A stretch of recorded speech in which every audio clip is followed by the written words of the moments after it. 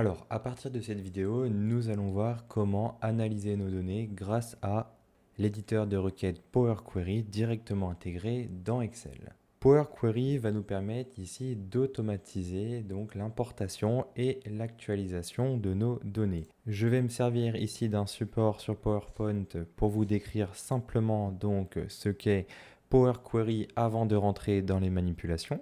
Donc Power Query est la partie dite d'ETL, donc de Excel. C'est-à-dire que c'est la partie qui va nous permettre ici d'extraire, de transformer et de charger nos données dans Microsoft Excel via des sources de données qui peuvent être donc totalement différentes entre elles.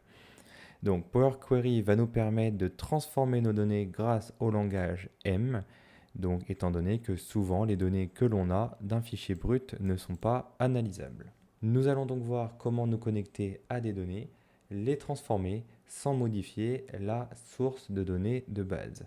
Nous allons aussi utiliser le langage M pour créer nos propres colonnes et nous allons apprendre à automatiser donc l'actualisation de nos données. Il faut savoir que l'étape d'ETL est une étape très importante dans la préparation des données, étant donné que lorsque vous avez un fichier brut, dans la majeure partie des cas, vous ne pouvez pas, dans un premier temps, créer des TCD ou bien un tableau de bord à partir de données qui n'ont pas été retraitées au préalable.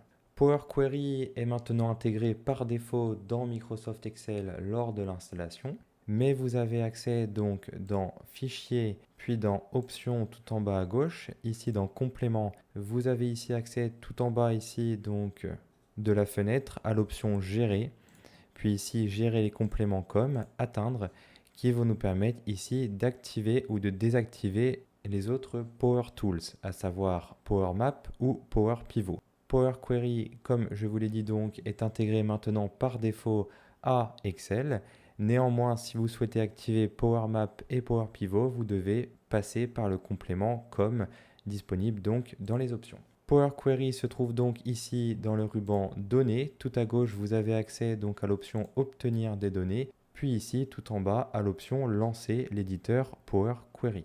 Donc en l'occurrence, ici Power Query est maintenant un add-in directement intégré dans Excel. Il vous suffit juste de vous rendre dans l'onglet Données. Vous avez accès dans une deuxième partie du ruban Données ici aux requêtes et aux connexions sur vos bases de données en question. Vous allez pouvoir ici donc actualiser vos jeux de données comme vous le souhaitez par la suite. Power Query va donc nous permettre de préparer nos données pour en faciliter notre utilisation, car comme je l'ai dit donc dans la définition, à premier abord, nos données ne sont pas analysables. Nous avons principalement 4 étapes lorsque l'on parle ici de Power Query. Donc je vais ici créer une nouvelle feuille et je vais ici insérer un encadré en texte qui va me permettre ici de vous expliquer les 4 différentes étapes. Nous avons la première étape qui va nous permettre ici de requêter les ou la source de données en question. Ensuite, la deuxième étape va nous permettre ici de nettoyer les données donc pour qu'elles soient utilisables afin de créer par exemple des TCD ou bien un tableau de bord. On pourra par exemple ici retenir seulement quelques colonnes du jeu de données et non pas toutes les colonnes du jeu de données.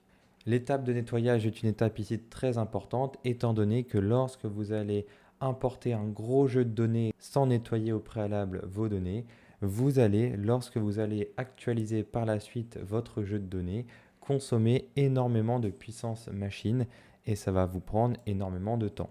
Nous avons comme troisième étape donc la transformation cette fois-ci des données.